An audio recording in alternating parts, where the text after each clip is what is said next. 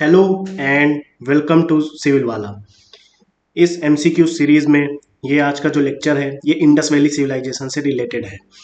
बहुत गौर से सुनने वाली बात है कि इस एमसीक्यू सीरीज में हम जो ये क्वेश्चंस कर रहे हैं ये क्वेश्चंस आपके एग्जाम्स के लिए बहुत महत्वपूर्ण है, क्योंकि इससे पहले करंट अफेयर्स की सीरीज चल रही है और ये करंट अफेयर की सीरीज कंटिन्यू होती रहेगी एमसीक्यूज के फॉर्म में। जैसा कि मैंने पहले ही बोल रखा है, करना कुछ नहीं है, आपको सिर्फ 2-3 पेज अपने पास रखने हैं। जो भी क्वेश्चंस आपको ना आए आप चुपचाप एक छोटा सा कॉलम बना के आप उस क्वेश्चंस को वहां पे नोट करते हैं आंसर सहित। बस सिर्फ आंसर आंसर नोट करिए, क्वेश्चन नोट करिए, आंसर नोट करिए, आगे बढ़ जाइए, क्योंकि आप देखेंगे कि ये सीरीज एग्जाम तक चलनी है, यानी पीसीएस के एग्जाम, पीसीएस के प्री के एग्जाम तक आपकी ये सीरीज कंटिन्यू रहनी है। तो आप नोटिस करने वाली बात है कि जब ये सीरीज पीसीएस के प्री तक कंटिन्यू रहेगी तो कहीं ना कहीं बहुत सारा एक डेटा इकट्ठा होगा आपके पास, जो जीएस से रिलेटेड भी होगा और करंट अफेयर से भी रिलेटेड होगा। अब जीएस में एक सब्जेक्ट है नहीं, history, geography, polity, economy, environment, ecology, current affair, उसके बाद बजट, इकोनॉमिक सर्वे, बहुत सारा डेटा आ जाता है हमारे पास। तो सबके एमसीक्यूज कराए जाएंगे, इंपॉर्टेंट क्वेश्चन कराए जाएंगे, कुछ इंपॉर्टेंट टॉपिक्स है उन पर तो एमसीक्यूज कराए ही जाएंगे। तो कहीं ना कहीं हमें ये क्वेश्चंस करते चलने हैं और उनका आंसर करने का प्रयास करना है।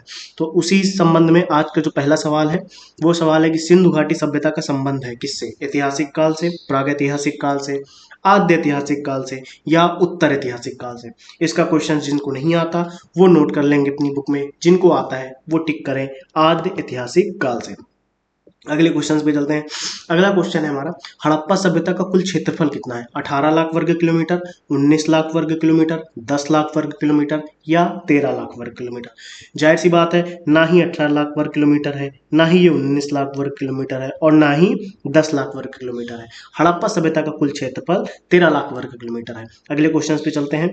अगला क्वेश्चन है, सिंधु घाटी के लोग विश्वास करते थे किसमें? आत्मा और ब्रह्म में, मातृशक्ति में, यज्ञ प्रणाली में या कर्मकांड में? तो जाहिर सी बात है वो किस पे विश्वास करते थे? तो सभी को पता होगा वो मातृशक्ति पे विश्वास करते थे। अगले क्वेश्चन पे चलते हैं। अगला क्वेश्चन है हमारा, सिंधु सभ्यता की मुद्रा में किस देवता के समतुल्य चित्रांकन मिलता है? इंद्र, ब्रह्मा, शिव या विष्णु? इंद्र, ब्रह्मा, शिव या विष्णु? जाहिर सी बात है आपको पता होगा कि सिंधु सभ्यता की मुद्रा में शिव देवता का समतुल्य चित्रांकन मिलता है। अगले क्वेश्चन पे चलते हैं। अगला क्वेश्चन है, सिंधु घाटी सभ्यता में तराजू कहाँ से पाया गया? सीधे फैक्चुअल, सीधे फैक्ट पूछा जा सकता है आपके एग्जाम में, तराजू कहाँ से पाया गया?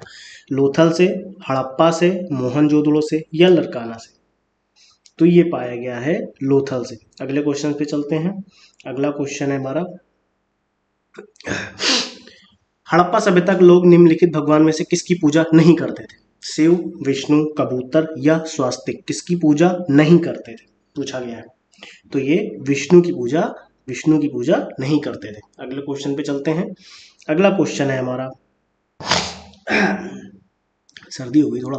हड़प्पा सभ्यता की जानकारी का प्रमुख स्रोत क्या है? पुरातात्विक खुदाई, शिलालेख, पकी मिट्टी की मुहरों का अंकित लेख या उपरोक्त सभी? बताएं।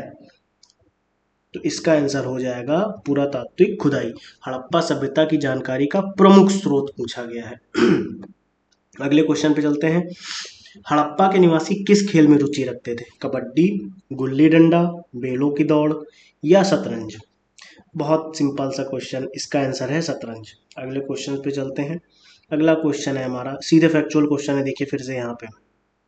हड़प्पा सभ्यता की खोज हड़प्पा सभ्यता की खोज किस वर्ष हुई? 1931, 1945 या 1901 या 1921? बताएं। जाहिर सी बात है हड़प्पा सभ्यता की खोज 1921 में हुई थी। अगले क्वेश्चन पे चलते हैं। पहली बार कपास उपजाने का श्रेय किस सभ्यता को जाता है? पहली बार कपास उपजाने का श्रेय किस सभ्यता को जाता है? सिंधु, मेसोपोटामिया, मिस्र या फारसी?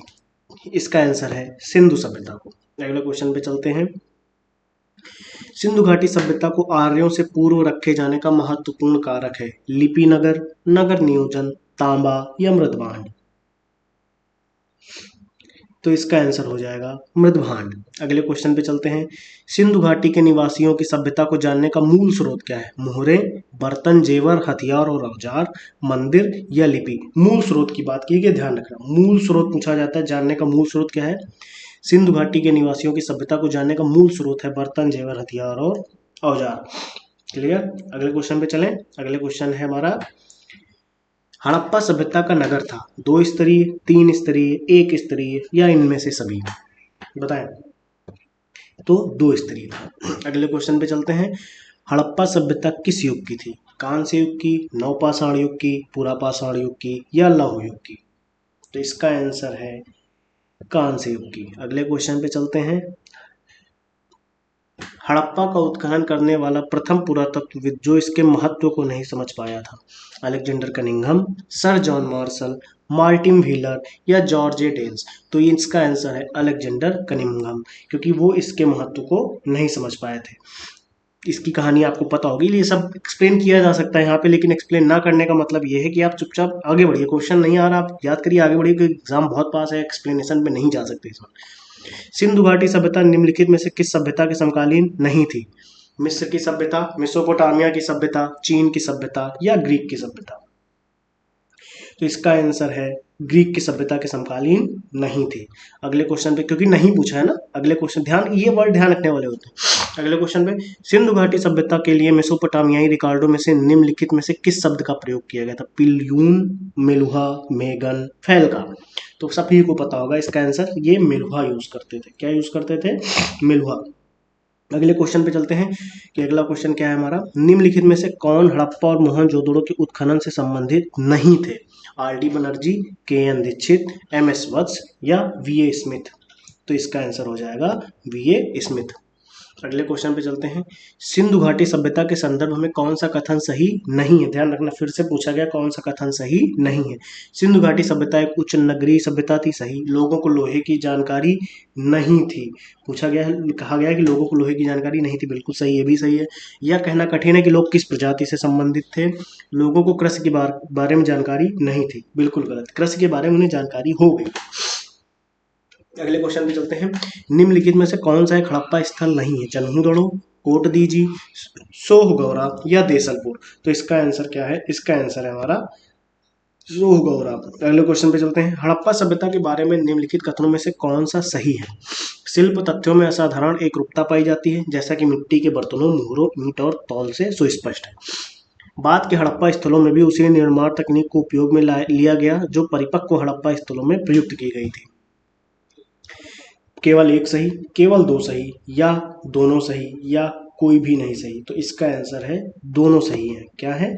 दोनों सही है कि शिल्प तथ्यों में असाधारण एकरूपता पाई जाती है, मिट्टी के बर्तनों, मोहरों, ईंट और तौल से सुस्पष्ट है। बाद के हड़प्पा स्थलों में भी उसी प्रकार की निर्माण तकनीक को उपयोग में लिया गया जो परिपक्व स्थलों में प्रयुक्त की गई थी। अगले क्वेश्चन पे चलते हैं।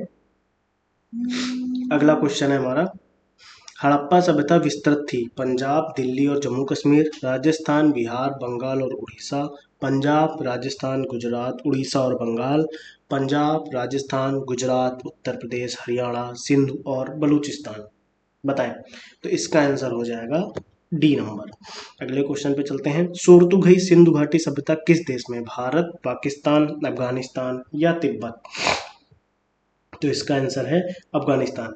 अगला क्वेश्चन, दिए गए कथनों पर विचार करें। पाकिस्तान के बलूचिस्तान, सिंध तथा पंजाब में सैंधव सभ्यता के विस्तार के प्रमाण मिले हैं।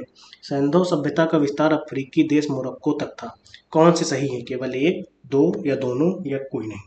तो इसका आंसर है केवल और केवल एक। अगले क्वेश्चन पे चलते हैं। ये रहे आपके इंडस वैली की सिविलाइजेशन। खैर यहाँ तक ये इंपॉर्टेंट कुछ थे जो अभी तक पूछे भी जा चुके हैं और इनसे पूछे जाने की संभावना है, इसलिए ये क्वेश्चंस मैंने आपको कराए। बाकी बहुत सारे क्वेश्चंस कराए जा सकते हैं, वो मैंने अभी आपको नहीं कराए हैं, वो आप धीरे धीरे जब पढ़ेंगे क्लासेस में तो आपको कंटिन्यू होता चलेगा। चीज़ें रिवाइज करने वाली होती हैं, जो क्वेश्चन नहीं आया उसको नोट कर लीजिए, जो आ गया आगे बढ़ जाइए। फिलहाल के लिए इस क्लास में इतना ही, मिलते हैं अगले टॉपिक पे। Thank you.